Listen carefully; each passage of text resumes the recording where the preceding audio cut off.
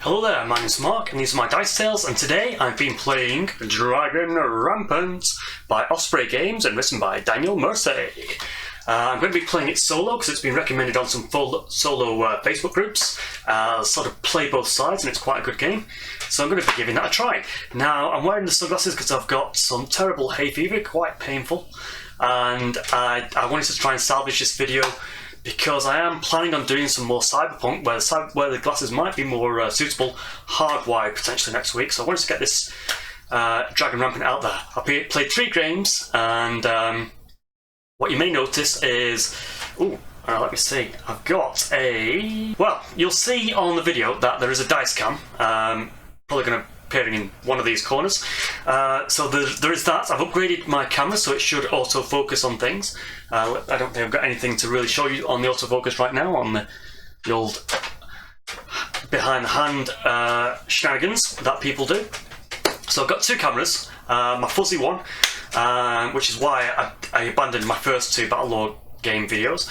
That's become my dice cam now, or my reaction cam on my dice rolls. I don't know what it'll be, but it's definitely dice cam right now. And this one, which should focus on things, has a longer distance and a wider view, so be able to capture my games a little bit better. Well, my solo games at home anyway. I don't know when we get back to normal non-lockdown, what I'll be doing camera-wise. Either way. So, this is my 3rd game that I've played, and I did have a video on this camera, and for some reason, because I've rejigged and introduced a new camera, it turned off my audio. So I'm trying to salvage that video, and because I've abandoned the audio, I'm just going to do the time-lapse, and I'm going to give you the description of the game and the armies now, and then how I think solo Dragon Rampant plays at the end. So let's do that. So I'm playing Dragon Rampant, and I'm playing it with the Battlelore core set and a few Descent models to represent my heroes and wizards. So they're about 20mm, slightly larger than 15mm. I will be using a 2x2 foot playing area, but then all my model movements will be in centimetres. If you hear me say inches on the camera, I do mean centimetres. It'll just be a force of habit. Right, so another thing to note is that Dragon Rampant, if I say that wrong as well, Battlelore Rampant has been going through my head recently. So Dragon Rampant, it has a system where it has 2 types of units, 12-point units and 6-point units. And to represent a 12-point unit, it would be very useful if you had 12 little men. And to represent a 6 model strength unit, a 6 model men, say 6 cavalry or something like that. Again, because I'm playing smaller, I'm going to reduce that, so I'm going to halve that. So my 12-point units have 6 men in them. Each man will represent 2 points, 2 strength points, 2 hit points, and a 6-point unit will be represented by 3. And my heroes, they could be 6 or 12, so you'll see that when I'm reading out my list. So, the Knights of Deccan, the good guys, the blue guys in blue. They have an Elida, who's an elite foot, for 6 points. They have a Golem, heavy foot, for 4 points. They have Men-at-Arms, who are light foot, for 3 points. Because I had a point spare, I've also given them missiles for 1 extra point. I have an arch unit for 6 points, usually 4 points, but I've given them the sharpshooter optional rule, which means they hit them 4+ instead of 6. A very good price for a unit, I think. And finally, the Forces of Good, they have Cavalry, Heavy Riders for 4 points. So apart from the extra missiles and the Sharpshooter ability, that they're all sort of bog standard. The leader, I'm using a model from Descent just to represent a hero. I found that my narratives are a little bit better when there's an iconic leader, rather than just having a leader tied in with a unit. So the Demons of Yuthic, so we've got 1, 2, 3, 4. There were 5 units on the goodies team. There are only 4 units on the baddies team. They are led by a leader who's a light foot, and he's a wizard though, so 7 points. I went for the full wizard. In hindsight, I think I'll try and knock that down to a wizardling, because I don't really use all the spells. So future videos might move on to wizardlings, where you have to choose 3 spells for them to use rather than having a roster of spells to choose from. Don't know how many points it'll save me, but it might change my list building a bit. He is backed up by a big hulking Chaos Lord. and he's an elite foot troop rather than a war beast. He's an elite foot troop for 8 points because I've given him fear, which should make the enemy's courage tests harder. And finally, I have 2 bellicose foot troops who are meant to be vicious, savage, bloodthirsty fighters, and there's 2 of those, but they're box standard 4 points. So that's the army lists. We will be playing the Ring Bearer scenario. The story that I've concocted is that the evil wizard has a curse, and to best deploy that curse, he needs to get into enemy land, say his ritual, and curse the land of the good for whatever devious shenanigans he has in mind. I'm wondering what you can see in my glasses here. Didn't notice that. Anyway, so the mission is that the wizardling, the wizard, has the ring, has the curse, and he needs to escape off the opposite side of the board. So it's giving me a very active mission, lots of movement involved for the dark forces, and the goodies just have to repel him, stop him getting off, or destroy the ring bearer. Simple as that. So it's quite a melee list, with only the wizard being able to cast spells at a range. And I think that's it. That's all I need to say. Tactics are, because I'm literally forced to move in one direction, I shouldn't have to make too many difficult decisions for tactics. Maybe on who to engage first, depending on how the activation rules go. So I'll leave it at that and see you on the other side. Let's see how the games went. So it was an hour-long game, and my time-lapse has brought it down to about 4 or 5 minutes, I think less than that. I'll try and add effects that you don't quite see on the camera. So melee units you'll see the units just topple when I take them off. But with ranged attacks it's a little bit different, so I'm going to try and add the lightning bolt effect if it's the wizard spell, or some sort of arrow to depict that the archers are trying to shoot at something rather than the camera just being still with nothing happening for a few moments. That's the only sort of editing I want to do on this video. As I say, I'm rescuing one where I try to do a real-time rep with my new camera. I forgot the audio because I've played it 3 times. I think I do want to move on to something like Hardwired and just change it up a bit in my own games. This is Mark's Dice Tales. See you on the other side.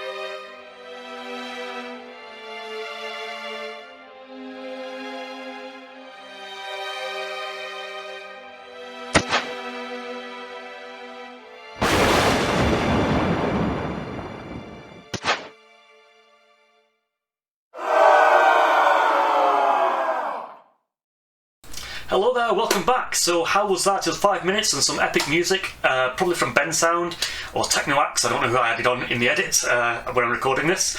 But the highlights of the game, well, one, it's very hard to tell in a 3-minute time lapse, but the good guys were very slow to react. I kept trying to activate the archers, who were something like a 7+ roll. After I didn't move for a few turns, and the way Dragon Rampant works is you roll to activate. If you fail, the turn passes back to your opponent. The evil forces, they seem to activate very successfully most of the time. So the enemy were halfway across the board before the good guys even started to react. The golems, they didn't react at all. They were like stone statues. I was wondering did I bring the right ones, but finally, when you start to tie in a story at the end and you look back at how the game went, you might not get it there and then. Depends on maybe how roleplay or how involved in the game mechanics or the story you are. But those stone golems, they stood there just watching this tide of chaos come across, destroy the knights, destroy the guard footmen, the hero just slogging it out, taking wounds, the archers just being nervous and failing to shoot. But finally, they did kick in near the very end of the game when a demon was right on top of them. So that, you know, when you have the story elements like they're charging, the power of the land is surging into them, but they take that time to activate. I love that when you think of story elements and narratives. You could sort of tie that into a game in the future, say, right, you've got this powerful unit here, it won't activate till turn 4 or something like that. Or this is just how I'm describing the narrative of how the actual dice went. So it was pretty cool. Now, I had played this game, played Battle Law 3 times, Battle Rampant, as I'm calling it, 3 times before this. I tried to video it and I said, I've upgraded my camera, had a blurry one, so I decided to scrap that video.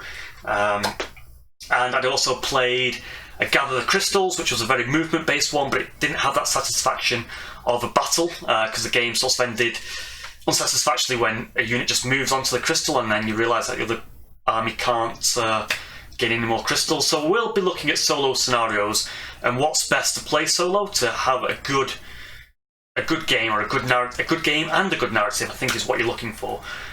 So it's not a solo game out the box. It is just like games like Bolt Action. People think that because of the fairly random activation, it should be good as a fog of war to playing solo to give you that challenge. And finally, the end game came down to just the wizard and the archers. So that was a light, what was he going to say? Light foot troop versus a light missile troop. However, the light missile troop was fairly unscathed, and they did have the bonus as well. The spells are quite powerful. They're fairly neck and neck, to be honest, and the wizard did have cover. And there were some turns, I think it passed left and right, because you have to roll over 7. And there's like 6 or 7 turns where we both were rolling 6 and none of them was activate. But it came down to the archers taking out that final wound in the end, so it was quite exciting. So I think I mentioned at the start of the video that it was about an hour long. Now, I felt it did run a bit long. I'm sort of glad that I'm now cutting it down to a time lapse, because the last few turns afterwards, when I'm reviewing the footage and making the story and the narrative, that's pretty cool. I can see the enjoyment of playing solo. But during the game, I thought the game was dragging, and I know there are mechanics to say, you know, when it comes down to the last 4 units, maybe call it endgame there and see who's won on victory points. But because I don't have the victory points, this game does come with choose your own quests on what you're trying to achieve during the game. Are you going to try and rout enemy units? Are you trying to rout enemy units before any of yours are routed? You're going to kill 2 units on 1 turn, which might change your tactics up a little bit, but I didn't feel they suited solo play. If anyone has played this solo and jazzed it up in any way, any house rules, do let me know in the comments below. I would love to know what you're doing. But it was enjoyable because it played in... If I wasn't talking to the camera, I think it would have played in 45 minutes. My other 2 games before this on the fuzzy camera were about 30 to 45 minutes, and again that's playing mopping up the crystals kind of scenarios. Going forward, I liked this mission, you know, trying to get one army across to the other side of the board, because it generally make move forward, push forward and attack as your tactic. Very few decisions on which unit to maybe go for how to hug cover and stuff like that. You had to get across the board. I do wonder, did my wizard hand back too much, or was it the right thing to do in staying in that ruinous terrain where he had heavy cover, increases in his armor, and can just try and destroy the enemy in that point. If he destroys the enemy, he can walk across the land. Yeah, so other objectives I think would be good. Maybe hold the objective and some sort of maybe ambush one. Or maybe I need to look in maybe giving the enemy forces more units, more points at the beginning, just to make them a little bit more tough. I don't know what would be too swingy though. This kind of worked, and I kind of like it. Anything else I need to mention? So I've got a few notes I'm just sort of glancing down at. Yeah, so I did mention the end games went a bit long. Got a bit Yahtzee-like when it was just the 2 units duking it out. And I'm going to edit out this. Yeah, I think it needs more pizzazz. Another thing that I'm looking at to maybe add pizzazz, I know like games like Pulp Alley, which I've not played. There's lots more solo games that I want to explore out there.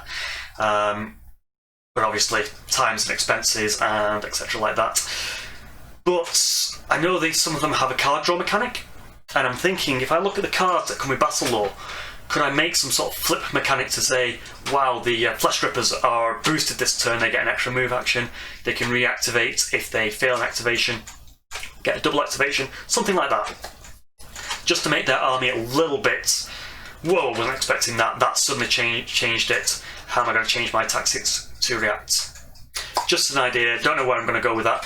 I just want to mention, I have made these Battle Lore printout sheets for myself. So I've taken the Battle Lore images and then put the Dragon Rampant table next to them. So that says Rock Warrior, Greater War Beast that has flying, and here's the points. Reflect that. This should be the new camera, it should focus a bit better. Yeah, there you go. Black and white version. There is a colour version on the Facebook group for Dragon Rampant. I shared it, but it is not my artwork. I think sort of Battle Lore is a little bit dead for a number of years. It never got elves. Come on, FFG, bring it back and bring back the elves.